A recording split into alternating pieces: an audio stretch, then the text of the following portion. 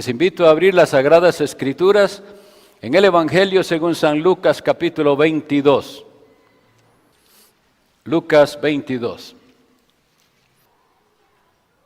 Leo para ustedes de los versículos 24 al 30.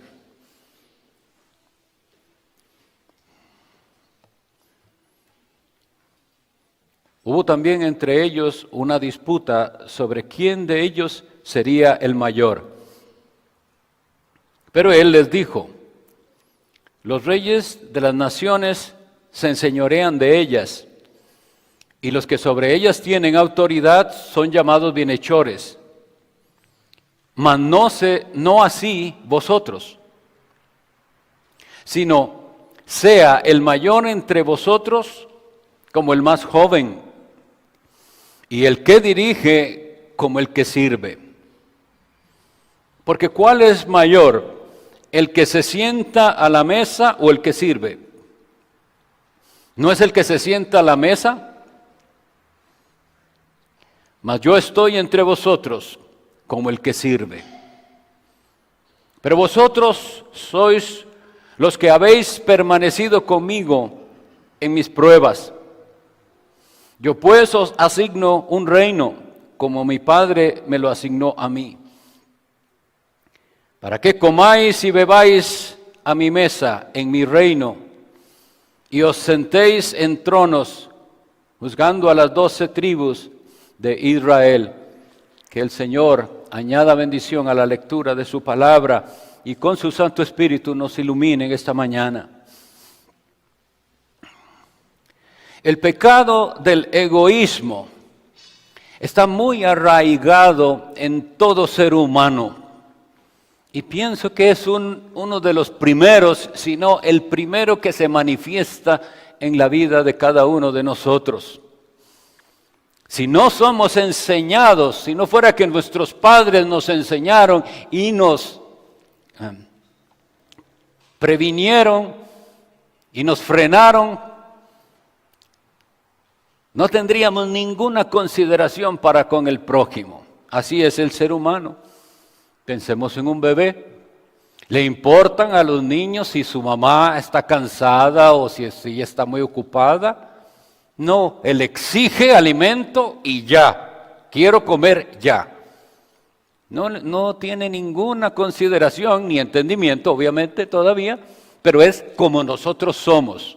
Y como vuelvo a repetir, si no fuera que nuestros padres nos instruyen para frenar nuestro egoísmo, nunca seríamos considerados con nadie, porque al ser humano lo que le importa es su propio ser. Es la fe cristiana la que va a hacer el cambio y hace que el ser humano cambie su enfoque de pensar solo en sí mismo y cambie sus prioridades, para que en vez de estar pensando tanto en sí mismo, tenga intención de hacer algo que sea útil para los demás. El reino de Dios funciona bajo reglas diferentes a las del reino de este mundo. Una disputa entre los discípulos del Señor, es decir, una discusión. Y realmente leerlo nos hace pensar un poco, casi que da pena esto. Entre los discípulos viendo quién es el mayor. En un sentido pensamos que es evidente que Pedro era el más prominente y el líder de los demás, pero no estaba tan claro, parece, porque ellos decían: ¿quién es mayor aquí? ¿Quién tiene mayor rango? Y el Señor, con su amor y su paciencia que Él trata con nosotros, así trata con ellos. Dice: yo creo que ustedes no están entendiendo cómo funciona el reino de Dios. No es como los reinos de este mundo. Entre vosotros no será así. El versículo 26 nos dice: mas no así vosotros. Entre nosotros no es así. No estamos queriendo un puesto importante de mayor rango para enseñorearnos, es decir, para gobernar a otros o para servirnos de otros, para que otros nos den y nos faciliten. No, aquí es al revés. Aquí esa es la labor de mayor rango, la del de siervos, y dice algo así, versículo 26, sino el mayor entre vosotros, sino sea el mayor entre vosotros como el más joven, y el que dirige como el que sirve. Bueno, lo primero que tenemos que entender de este texto es que la iglesia está compuesta de toda clase de personas, hay mayores y hay jóvenes. Si han hecho daño ciertas corrientes en las iglesias es segmentar la iglesia. Aquí habla Cristo del mayor y del más joven y del que dirige y del que sirve, pero es una iglesia con todo tipo de personas, toda clase de personas. Pensemos en Pedro y en Juan. En los relatos del Evangelio vemos mucho que andaban juntos, Pedro con Juan y también con el hermano de Juan, Jacobo. Pero ¿saben que Pedro ya era un hombre maduro? La Biblia nos dice que nos da elementos para pensar que ya él era un hombre maduro, no viejo, pero maduro. Y también nos da elementos para pensar que el apóstol Juan, o el discípulo Juan en ese momento, era un muchacho que pudiera ser tal vez hasta de unos 17 años. Esto nos confronta porque hoy en día parece que es imposible que un joven de 17 sea amigo de un señor de 50 o 60. En la iglesia sí. No importa la edad, no importa. Vamos a aprender a tener una comunidad de fe en la que nos preocupamos unos por otros. Pero sin embargo la Biblia no enseña ni la igualdad ni la uniformidad. Porque hay gente que vale malentendido eso y piensa, todos somos iguales, todos... No, eso no es lo que enseña la Biblia. Más bien que a pesar de nuestras diferencias que precisamente Dios nos dio, Dios no nos dio a todos lo mismo, ni nos ubicó en el mismo lugar. Pero así con esas diferencias Dios quiere que funcionemos en unanimidad, que ya eso es diferente, ¿verdad? No es lo mismo decir todos son iguales y todos tienen que hacer exactamente lo mismo. No, somos muy diferentes en muchos aspectos, pero tenemos unanimidad, es decir, un mismo ánimo. Y si se quiere, ahí es donde viene esa palabra que dice en Hechos capítulo 2, que cuando se convirtieron, dice, y eran todos de un corazón y un alma. Ay, mis hermanos, yo creo que esa es la meta de una iglesia local, de una iglesia, ser de un corazón y un alma. Es decir, que cuando hay un proyecto en la iglesia, es nuestro proyecto. No es el proyecto del pastor o del diácono o de alguien, es el proyecto de la iglesia. Pero bueno, vemos aquí, por las mismas palabras de Cristo, dice, y el que dirige como el que sirve. Pero atentos, entonces quiere decir que hay quienes dirigen. Hay quienes entonces dirigen. Y si hay quienes dirigen, hay quienes son dirigidos. ¿Verdad? Se desprende del texto que eso es así. No es esa democracia extraña que quieren algunos defender. No, hay quienes dirigen en la iglesia y hay quienes son dirigidos. Lo que pasa es que no funciona como en el mundo. Insisto, la Biblia no habla de igualdad, sino de unanimidad. Y que a pesar de nuestras diferencias y diferentes condiciones y los puestos que tenemos, todos nos apreciamos unos a otros.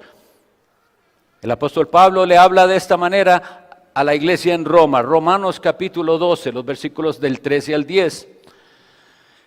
Los leo pausadamente, si usted pone atención no tengo ni que explicar mucho, es la palabra de Dios tan clara aquí que dice, digo pues, por la gracia que me es dada, a cada cual que está entre vosotros, que no tenga más alto concepto de sí que el que debe tener, sino que piense de sí con cordura, conforme a la medida de fe que Dios repartió a cada uno.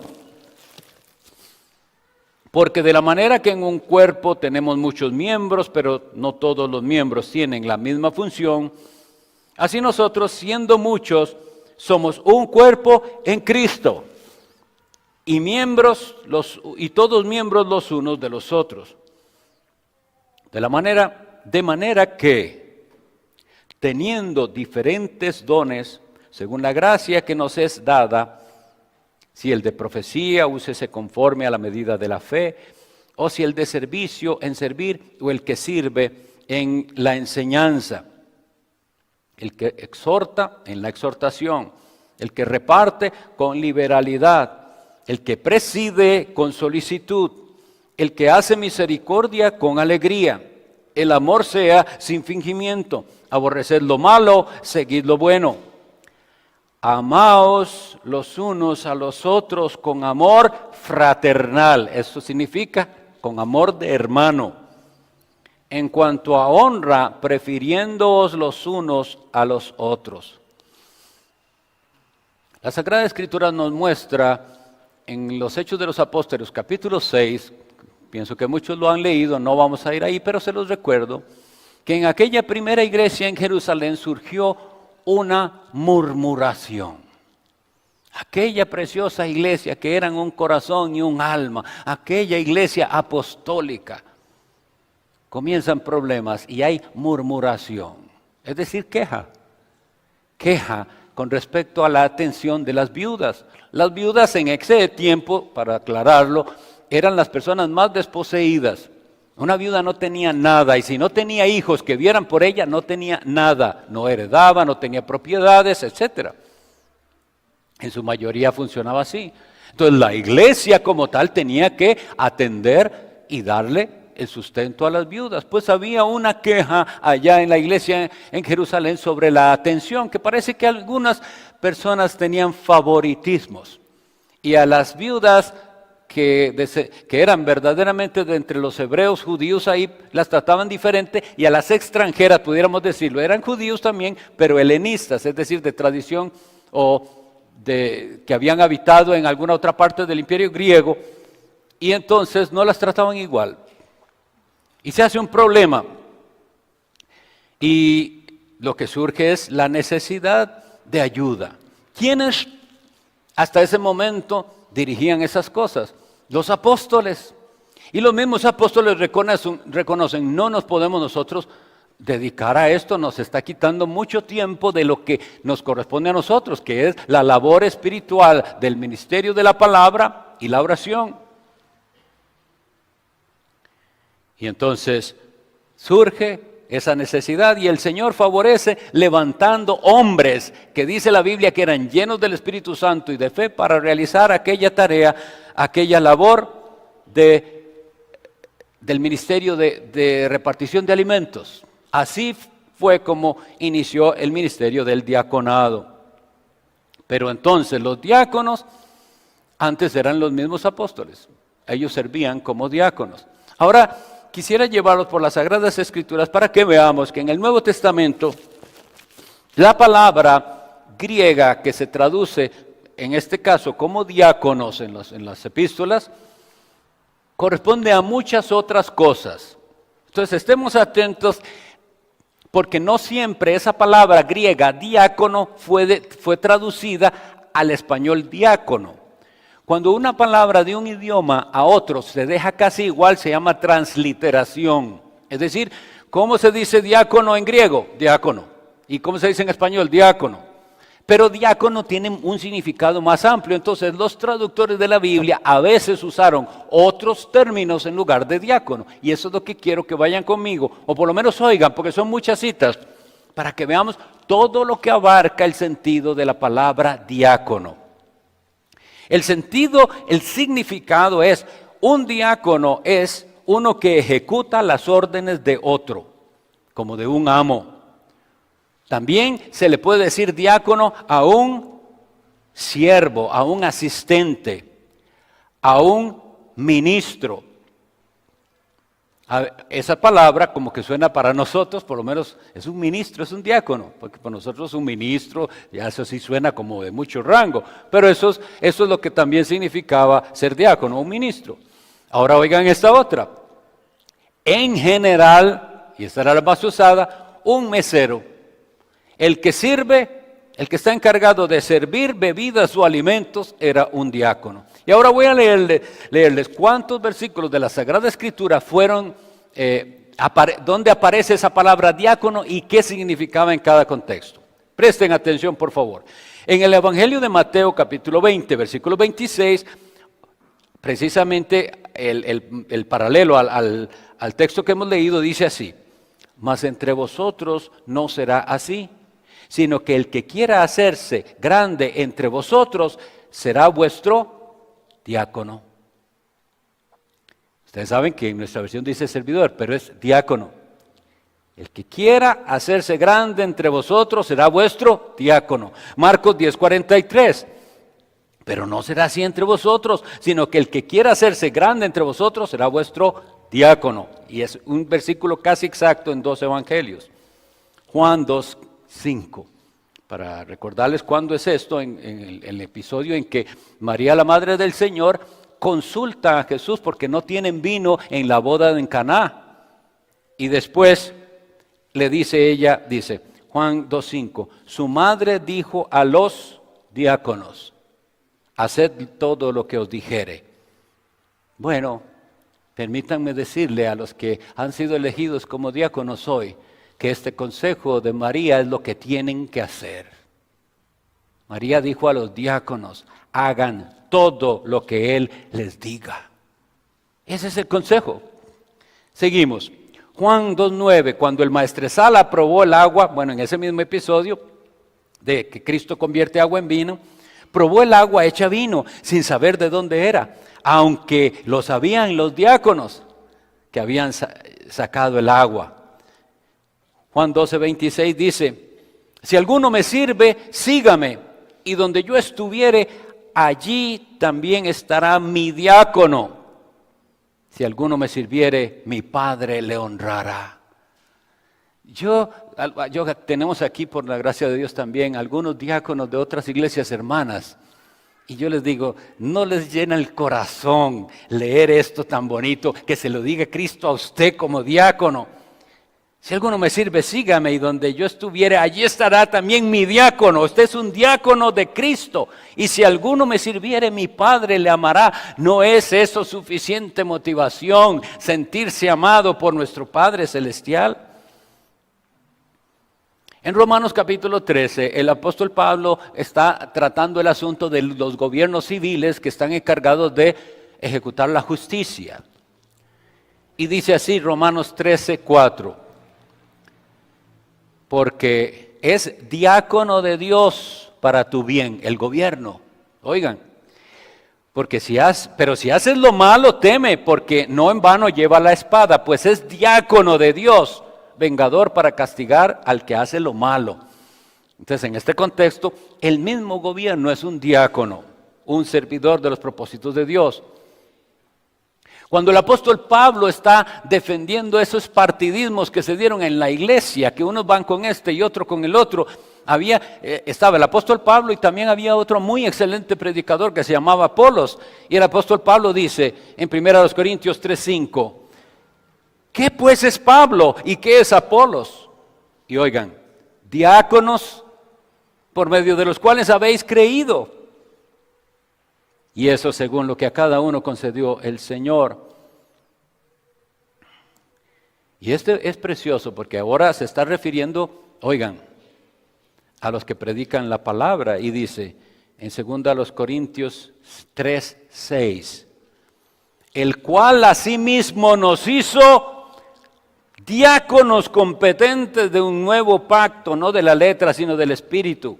Oigan, en nuestra versión dice ministro, y se entiende por qué. Pero oigan, ministros de la palabra, eso es lo que somos, diáconos. En Efesios 3:7 lo usa también el apóstol Pablo para sí mismo, y el apóstol sabemos que no era un diácono oficial en ninguna iglesia, sino un apóstol.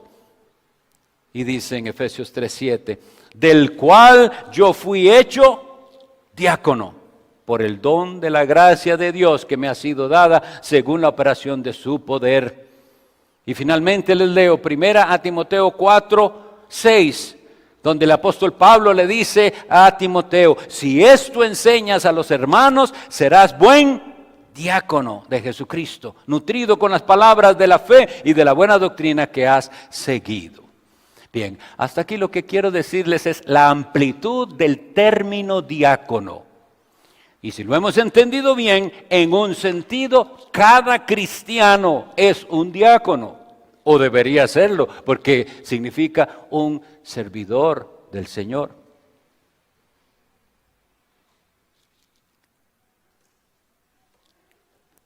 Ahora bien, quisiera hablarles a los que van a ser este día ordenados al oficio de diácono, con respecto a algunos riesgos que van a tener que enfrentar en el servicio público. Todos los enfrentamos, pero en el servicio público es mucho más.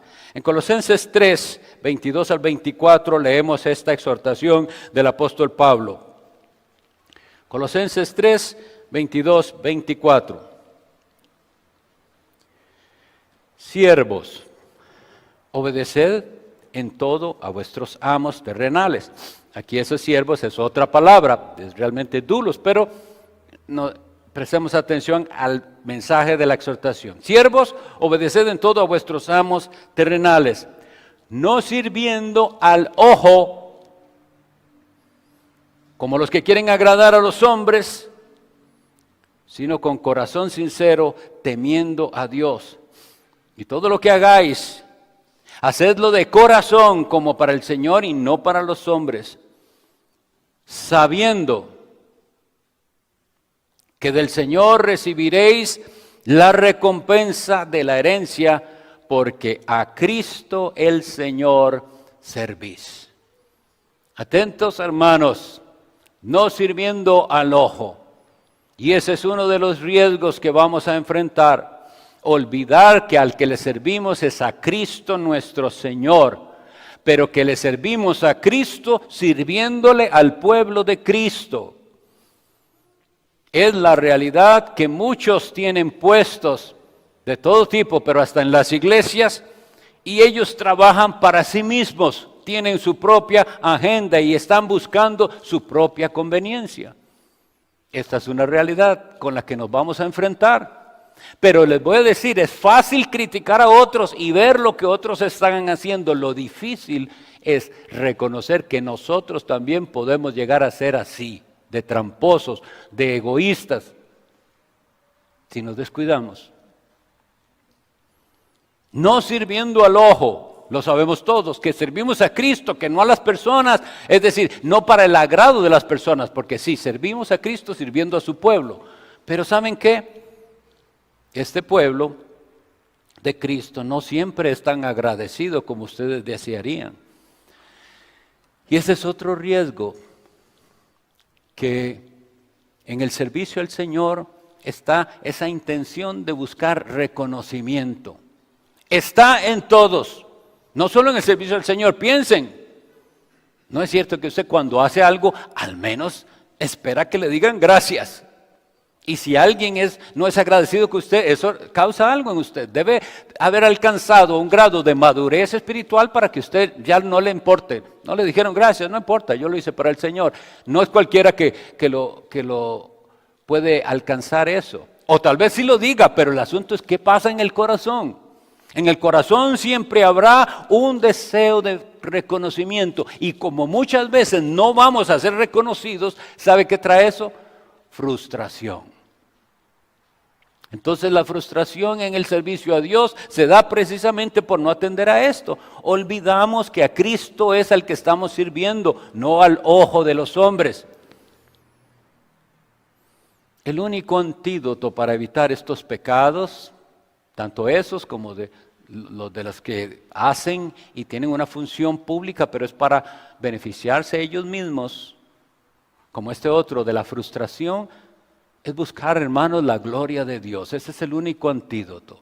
Recordemos que esto lo hacemos para Dios. Yo quisiera poner otra vez este ejemplo del gobierno civil, porque hermanos, los ministros de gobierno, ustedes saben que está el presidente y su gabinete de ministros. Eso es lo que deberían ellos entender, que fueron elegidos para servirle al pueblo de Costa Rica, a esta nación, en diferentes áreas. Y ustedes y yo sabemos que muchos de ellos no están sirviéndole a nadie, se están sirviendo a sí mismos. Tienen un puesto en el cual ellos lo que quieren es tener beneficios. Pero ¿qué nos dice Cristo? Entre vosotros no será así. Y eso es lo que tenemos que tener claro, bien claro en el corazón. Entre vosotros no será así. Siguiendo adelante, bueno, estamos primero que todo, pero felices, que brincamos de la felicidad de que Dios nos diera 4 diáconos más. Y eso es algo maravilloso. Fueron, como sabemos, nominados, es decir, alguien piensa que esa persona pudiera ejercer ese oficio. Los ancianos lo ven, lo valoran, si esa persona tiene ciertas características. Él es examinado y luego es traído a la iglesia para que todos los demás sepan que esa persona, alguien la está nominando. Y luego, después del tiempo prudente y de esas examinaciones, hay una votación. Nunca en una iglesia bíblica se deben imponer los líderes, ni los pastores ni los diáconos son impuestos. Es la congregación la que los reconoce. Igual como nosotros nunca traemos una persona y la obligamos a ser miembro de la iglesia. No, esto es algo voluntario y es recibida por la iglesia, ¿verdad? Si tiene las características adecuadas. Pero ahora, a pesar de que estamos contentos, felices de que vamos a tener diáconos y vamos a trabajar unidos mejor, porque de verdad las cargas se van a aliviar en gran manera, hay una noticia que debo darles que no es muy buena, pero es la realidad. Los problemas no se van a acabar. No, los problemas no se acaban con la elección de diáconos. Les pregunto, ¿ustedes creen que después de la elección de los 7 diáconos en la iglesia en Jerusalén, ya nunca más hubo murmuración? Porque así es el corazón humano. Ahora tienen diáconos dedicados a ellos y todo, y aún así se quejan. Eso puede llegar a sucedernos, pero estamos preparados. Los diáconos van a ser en nuestra iglesia ejemplos vivos y cercanos de lo que es el servicio sacrificial. Los ejemplos que ellos nos darán es de servicio desinteresado. Para eso fueron elegidos y eso fue lo que la iglesia vio en ellos. Y a algunos diáconos Dios puede darles más dones eventualmente, dones adicionales que ayuden también a los pastores, ya no solo en estas labores físicas o temporales, sino involucrarse en el ministerio de la palabra. ¿Y por qué lo digo? Porque lo vemos también en el Nuevo Testamento. Uno de los diáconos elegidos, llamado Felipe, que se le llamaba uno de los 7, eventualmente Dios fue manifestado que Dios le había dado el don de la predicación y él se volvió un evangelista. Vuelvo al texto original que estaba en Lucas 22 y leo las palabras de Cristo una vez más. Los reyes de las naciones se enseñorean de ellas. Y en el versículo 26 dice, mas no así vosotros, sino sea el mayor como el mayor entre vosotros como el más joven, y el que dirige como el que sirve. Estos hermanos van a dirigir muchas áreas de la vida de esta iglesia. Y a eso los puso Dios. Y a ellos son a los que vamos a tener que acudir cuando tengamos, porque hay áreas que se van a asignar en este cuerpo de diáconos para un mejor funcionamiento. Para que no pase lo que sucede con todo trabajo voluntario. Que como es voluntario no hay la conciencia de la responsabilidad. Y muchas veces ha sucedido, no solo en este contexto, sino en muchas partes, que como yo lo hago voluntariamente, cuando quiero no lo hago. Y nadie más lo hace. En cambio, en la labor diaconal, todo esto estará organizado de tal manera que la persona encargada sabe que si él no puede, a alguien encargó. Porque él es de los que dirigen en el servicio al Señor. Bien, entonces sabemos, no se van a acabar los problemas por completo, pero van a ser minimizados y ellos nos van a dar un ejemplo de servicio desinteresado a la iglesia. Nosotros vamos a ser llamados a imitar la disposición del que han tenido los diáconos. Y también tienen que tener la iglesia como tal la disposición de ayudarlos a ellos.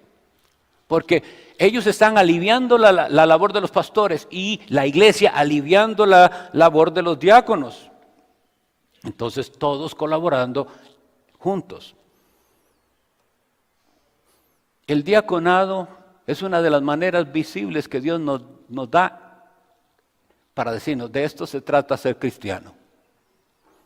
La marca del cristianismo está definida en el Evangelio de Juan, capítulo 13, versículo 35. En esto conocerán todos que soy mis discípulos. Y usted y yo querido poner ahí otras cosas. ¿En qué? ¿En qué se conoce que es un verdadero discípulo de Cristo? Y cada uno haría su lista. Yo diría que esto y esto no. En que os amáis los unos a los otros. Y estos diáconos nos van a mostrar con su vida y ejemplo, o eso les encargaremos, que nos enseñen y que podamos aprender a amarnos los unos a los otros. La iglesia debe aprender a funcionar como una verdadera familia. Pero una familia no disfuncional, sino esa en la que unos se preocupan por lo de todos, todo es de todos, donde hay cuidado, auxilio mutuo. Y vuelvo al asunto, no sectorizar la iglesia ni por edades, ni por generaciones, ni cualidades diferentes. No, todos, por diferentes que seamos, podemos entablar preciosos lazos fraternos. Hombres jóvenes, mujeres jóvenes, mayores, no importa. Hay quienes, ustedes saben, y creo que es un buen momento para aclararlo, la gente viene y observa y dice, ahí las mujeres no hacen nada, ¿verdad? ¿Qué clase de comentarios es? Que las mujeres no hacen nada. Las mujeres hacen muchísimas cosas. Ahora, si lo que ellos piensan que servir al Señor es estar aquí en un púlpito, Dios no lo asignó a las mujeres, pero es Dios el que asigna, y tampoco se lo asignó a cualquier hombre. Entonces, si usted es una mujer que está llegando a esta iglesia, sepa que hay mucho para servir, lo que se ocupa es actitud de servicio. Y si usted tiene una idea, vaya a los diáconos, y ellos le orientarán en qué puede ayudar, en qué puede involucrarse, porque tareas hay muchísimas. Y toda ayuda es bien recibida. Pero aclaro, si lo que usted quiere es predicar, tiene que pasar por el filtro que la Biblia da. No cualquiera tiene el don de la palabra, ni a cualquiera se le puede asignar, sino a aquellos que cumplen con lo que Dios ha establecido. Es día de gran gozo, es día de fiesta, nada más que le cuesta mucho al mundo y a nosotros por la influencia del mundo empatar estos dos conceptos. Esta es una fiesta solemne. Fiesta solemne, así se caracterizaban las fiestas del Antiguo Testamento. No es una fiesta mundana, es una fiesta solemne. Una fiesta en que estamos reconociendo dones de Dios.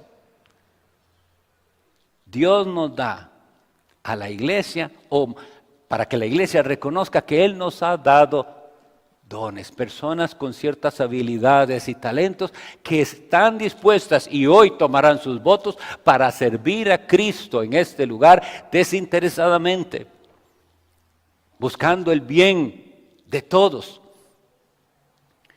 Ahora, el mayor ejemplo de servicio es el Hijo de Dios, Jesucristo, que se humilló a sí mismo, dice la Sagrada Escritura, siendo en forma de Dios, habiendo estado con el Padre por la eternidad, el Verbo de Dios, se humilló a sí mismo, tomando forma de siervo, haciéndose como nosotros. Y en esa condición de siervo llegó hasta lo más bajo, a experimentar muerte. Y la muerte no cualquier muerte, la muerte de crucifixión para salvación de su pueblo. Y el apóstol lo que dice es, mire lo que hizo su Salvador, hágalo usted también. Pero si usted no ha comprendido la grandeza del sacrificio de Cristo, tampoco va a entender por qué servirle a otros. No, yo quiero que me sirvan. Pero cuando usted entienda que cada vez que usted sirve y que sirve desinteresadamente, se está pareciendo un poquito más a Jesús, entonces tendrá una motivación. Es que ser cristiano es seguir las pisadas de Jesucristo. Entonces le pregunto, ¿detrás de quién va usted? ¿Va detrás del Hijo de Dios Jesucristo, nuestro Maestro y buen Pastor? ¿O va tras las pisadas del mundo, que es escale, pásele encima al que sea, pero tenga éxito? Ese es el mundo. Nosotros no, porque nuestro Maestro no es así, nuestro Salvador no es así. Haya en vosotros ese mismo sentir que hubo en Cristo Jesús. Oremos. Te damos gracias, nuestro bendito Dios, por este espacio que nos diste en que pudimos leer tu santa palabra y meditar en ella. Santo Espíritu de Dios, sella estas palabras en nuestros corazones. Esta palabra que es como fuego y como martillo que quebranta la piedra, úsala, mi Dios, para tu gloria y el bien de todos los que te buscan. En el nombre de Jesucristo. Amén.